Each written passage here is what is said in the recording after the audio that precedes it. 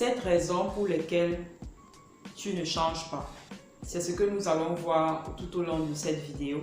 Salut à toi et bienvenue sur ma chaîne. Je m'appelle Suzanne Kwedi, je suis entrepreneur et mindset coach. C'est quoi changer? Changer, c'est quitter d'une situation X vers une situation Y. C'est être dans une situation à l'instant T, une situation frustrante et pouvoir arriver à une situation Z, joyeuse, heureuse. C'est s'améliorer, c'est se développer, c'est devenir la meilleure version de soi-même par exemple. C'est changer en fait. C'est ça ce que c'est que le changement. Alors il y a deux types de changements. Il y a le changement extérieur. J'ai changé de voiture, j'ai changé de maison, j'ai changé d'appartement, j'ai changé de quartier, j'ai changé de pays. Et il y a le changement intérieur. J'ai changé mes croyances, j'ai changé mon mindset, j'ai changé ma perspective de vie, ma manière d'appréhender la vie et de voir les choses.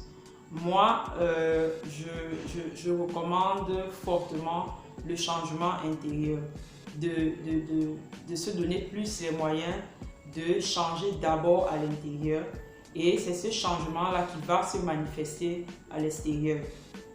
Prenez un peu l'exemple de quelqu'un qui habitait dans les quartiers dits difficiles. Il quitte de ce quartier dit difficile et arrive dans les quartiers dits huppés. Mais s'il a gardé ses habitudes des quartiers difficiles, ça ne va pas le faire. À un moment donné, il va stagner, quoi. Ça va être compliqué pour lui. En réalité, le changement qui est le plus permanent, le changement durable, c'est celui qu'on construit d'abord à l'intérieur pour qu'il se manifeste à l'extérieur. Mais ce qu'il faut dire, c'est que ce n'est pas évident de changer. L'être humain, les êtres humains que nous sommes, on n'aime pas le changement en fait. Mais en fait, il est inévitable. On ne peut rien y faire, qu'on le veuille ou non. Les changements vont s'opérer d'abord même au niveau de notre corps et puis les changements extérieurs, ils sont là, ils arrivent tout le temps. Donc on peut soit les anticiper, soit on peut se mettre dans une démarche d'être toujours prêt à être flexible chaque fois qu'un changement va arriver parce qu'il va toujours arriver, qu'on le veuille ou pas, qu'on le provoque ou pas. Soit on est acteur, soit on va être spectateur du changement. Donc le changement, il est là. Qu'est-ce qui fait donc que il y a certaines personnes qui sautent le pas et d'autres pas? La première raison, c'est qu'il y a beaucoup de personnes qui font des souhaits, mais ils prennent très peu de décisions. Les souhaits, à la fin de chaque année, on a l'habitude de se dire bonne année, mes vœux de santé, succès, mariage, bonheur, tout ça, argent. Maintenant, il y a d'autres personnes qui vont prendre des décisions. Eh bien, la décision, c'est quoi? C'est cette résolution ferme-là et les ensembles d'actions, c'est-à-dire l'action ou alors l'ensemble d'actions qu'on prend au quotidien, qu'on fait au quotidien pour atteindre un certain résultat.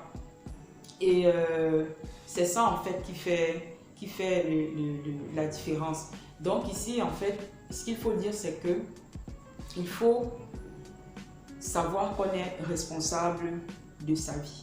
Il faut prendre la responsabilité de sa vie. En fait, personne ne va le faire à votre place. Il n'y a personne qui va venir prendre les décisions à votre place. Il n'y a personne qui va venir agir, qui va venir changer une situation à votre place. Même si vous demandez de l'aide, il a toujours besoin d'un peu de votre coopération pour que la situation change. Donc ici, en fait, il faut savoir, il faut comprendre, il faut prendre conscience qu'on a on est responsable en fait des décisions qu'on prend. On est responsable même de la décision de prendre la décision, quoi. Le deuxième point, c'est que c'est la peur. La peur du changement, la peur même de ce changement-là. La peur d'échouer, la peur de réussir, la peur de l'inconnu, la peur du regard des autres. Et bien, c'est un ensemble c'est-à-dire toutes ces manifestations de peur-là qui peuvent nous maintenir dans une situation indésirable.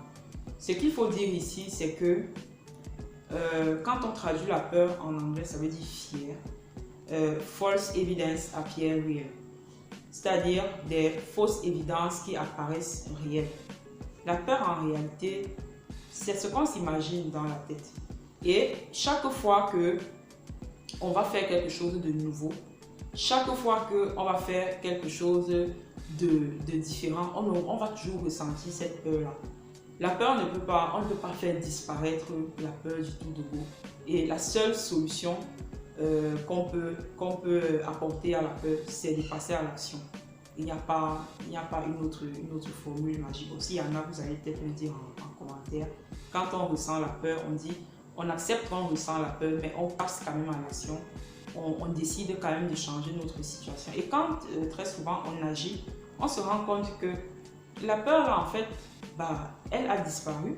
Et c'est comme ça que voilà, on se met à opérer des changements pour passer de cette situation qu'on ne veut pas à cette situation qu'on veut.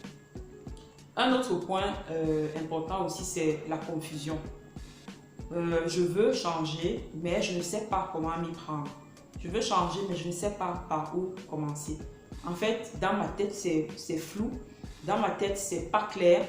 Et j'ai l'impression que il y a un concert de jazz dans ma tête. Je ne comprends vraiment rien. C'est complètement noir, quoi. Et voilà. Là, les deux points ici qu'il faut augmenter, c'est premièrement sa connaissance de base. Je l'ai déjà dit dans une autre vidéo. Quand on n'arrive pas à passer à l'action, qu'on n'arrive pas à faire quelque chose, très souvent, c'est parce qu'on n'a pas la bonne stratégie ou alors on n'a pas la bonne méthode. Et aussi, on peut se poser et décider de clarifier ses objectifs. C'est ce qu'on va appeler objectif SMART. Celui, par exemple, qui dit « je veux perdre du poids », ce n'est pas clair ou ce n'est pas quelque chose qui va le pousser à rapidement prendre des actions fermes pour pouvoir changer sa situation.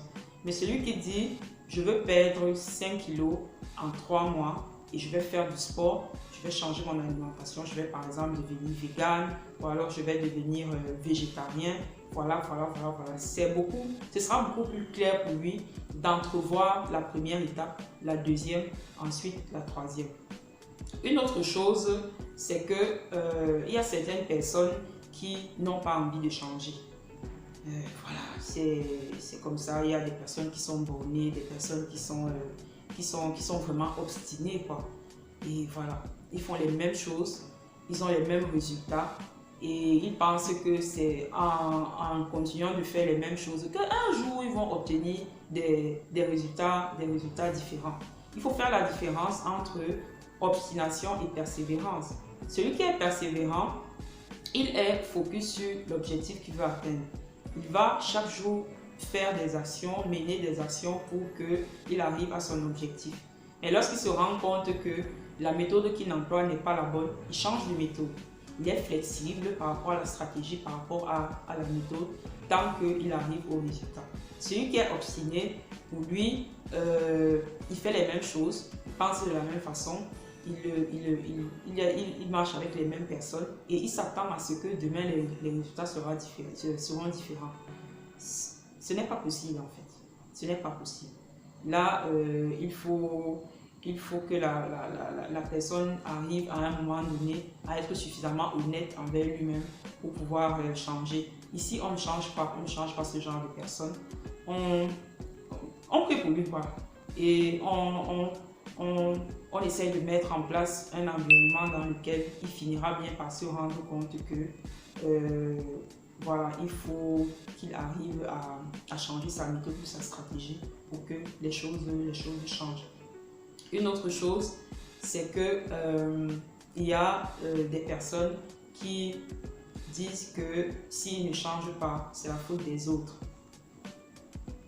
C'est la faute de mon père, de ma mère, c'est la faute de mon mari, c'est la faute de mes amis, c'est la faute du sorcier du village.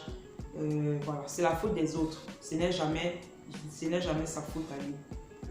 J'aime beaucoup cette phrase, c'est vraiment une citation africaine qui dit que le coup de chacun, ça porte sa tête. Quand j'observe les êtres humains, voilà, nous sommes tous constitués de la même manière. Donc je pense que quelque part, le Créateur lui-même avait prévu que chacun est responsable de sa vie, quoi. à moins que vous me montriez quelqu'un qui a son cou et il porte 2 têtes, 3 têtes, 4 têtes ou 5 têtes. Ce n'est simplement pas de ce monde, tout simplement. Et quelqu'un qui s'assoit et qui dit si je ne change pas, si ma situation n'a pas changé, c'est à cause des autres. Peut-être qu'il n'est simplement pas de la planète Terre, c'est tout. Parce que quelle que soit l'aide qu'on va recevoir des autres, quel que soit l'accompagnement qu'on va recevoir des autres, moi je me suis toujours posé la question de savoir pourquoi quand on va composer, on obtient le diplôme, pourquoi c'est seulement notre nom qui est marqué? Pourquoi ce n'est pas le nom de notre femme, notre épouse? Pourquoi ce n'est pas le nom de notre père ou notre mère? Pourquoi c'est notre seul nom? Ça veut dire qu'au final, quel que soit le nombre de personnes qui auront passé des nuits blanches pour t'aider, ou alors tout le compte de l'argent qu'ils auront vidé pour toi, au final, quand tu auras ton diplôme, c'est ton nom seulement qui sera écrit. Donc, tu es responsable de ta vie. Donc, quand tu t'assois et tu dis que ce sont les autres qui t'empêchent de changer, bah, tu vas rester dans ta situation toute la vie, tu ne changeras pas. Donc, c'est ça en fait. Et une autre chose, c'est que, en fait, pour certaines personnes, ça ne fait pas encore mal. Dans la situation dans laquelle ils sont, ce n'est pas encore si difficile que ça, ce n'est pas encore douloureux. J'aime souvent prendre l'exemple de la galère. Je me souviens d'un post que j'avais écrit, je disais que si les livres que tu as lus depuis, tu ne fais que lire des livres, toutes les motivations que tu suis, les vidéos, les conférences de tous les coachs que tu suis, si malgré ça, ta situation n'a pas encore changé, la seule chose qui va te faire changer, c'est la galère elle-même. C'est-à-dire, à un moment donné, elle va tellement te fouetter. Ça va tellement te fouetter que tu vas te lever seul. Tu vas aller, tu vas poser les actions qu'il faut, quoi, en fait. Tu vas faire ce qu'il faut pour que ça change, en fait. Donc, c'est ça, en fait. Donc, voilà. Ce point-ci, il est vraiment très important. C'est l'excusite. L'excusite, c'est la maladie des excuses. Oh, je suis trop jeune, je suis trop vieux, c'est parce que je suis une femme, je suis un homme, oh, je ne suis pas dans le bon pays, c'est parce que je n'ai pas suffisamment de diplômes, c'est parce que je suis malade, c'est parce que mon patron ne m'aime pas, c'est parce qu'on a tourné la marmite au village. Et ça dit, on se répète des cassettes comme ça et ça finit par nous plaire en fait. On appelle ça raison valable pour lesquelles je ne change pas. Et du coup, on s'assoit là et voilà, bon, on est là dans une situation comme ça, on se dit, bon voilà, si je n'ai pas changé, bon, comme j'ai les raisons valables et que je ne change pas, ça va. Pour ce genre de personnes, il faut leur dire bon courage. Voilà, il faut simplement leur dire bon courage parce que les excuses, c'est quelque chose de... La plupart des personnes, nous, quand on fait quelque chose et qu'on a l'impression que c'est trop difficile, on se cache derrière nos excuses et on ne fait rien. Et c'est ça qui fait la différence entre les personnes qui vont changer et les personnes qui ne changent pas. Une autre chose, ton diplôme. Donc en fait, quand on regarde ces 7 points-là, c'est ça qui fait, en tout cas, il peut en avoir d'autres, vous allez me dire en commentaire s'il y en a ici, j'en ai oublié. Mais en fait, le point focal ici, ou alors le point central ici, c'est la décision. À partir du moment où on prend la décision de changer, tout le reste n'est que action, plan d'action et étape qu'on fait aujourd'hui et l'autre étape qu'on fait demain qui va finir par nous faire passer de la situation de frustré à la situation, par exemple, heureuse, la situation joyeuse. Bon, après, il y a aussi beaucoup de personnes qui veulent changer, qui ont souvent besoin qu'on leur tienne par la main pendant quelques temps. Et pour ça, je peux partager avec vous 2 astuces. La première, c'est de désigner un partenaire de réussite, par exemple, ou un partenaire de changement. L'exemple le plus parlant, c'est celui qui veut faire du sport. Ce n'est pas évident pour quelqu'un de se lever le matin tout seul à 5 heures pour aller courir. Mais quand il sait qu'il y a quelqu'un qui viendra le chercher à 5 heures, il y a quelqu'un qui va faire sonner son téléphone à 5 heures, il a beaucoup plus d'entrain. Et aussi l'importance de marcher vraiment avec de bonnes personnes. Et dans un petit groupe, il faut souvent prendre l'habitude de dire tout haut ce qu'on compte faire, quel est le projet qu'on veut mettre en œuvre. Et il y aura toujours quelqu'un chaque jour pour te dire, mais écoute, Paul, où est-ce que tu en es par rapport à ce projet? Voilà, qu'est-ce que tu as fait depuis? Pourquoi tu n'as pas agi? Pourquoi tu n'as pas changé telle ou telle situation que tu avais dit que tu vas changer? Et ça aussi, ça peut inciter les personnes à rapidement mettre en place les décisions qu'ils ont prises. Donc voilà pour cette vidéo, les 7 points qui font la différence entre ceux qui changent et ceux qui ne changent pas. Si ça vous parle, partagez cette vidéo et n'hésitez pas à vous abonner à cette chaîne. Et c'est ensemble que nous allons grandir et nous développer. Merci de m'avoir écouté et à très bientôt pour une prochaine vidéo.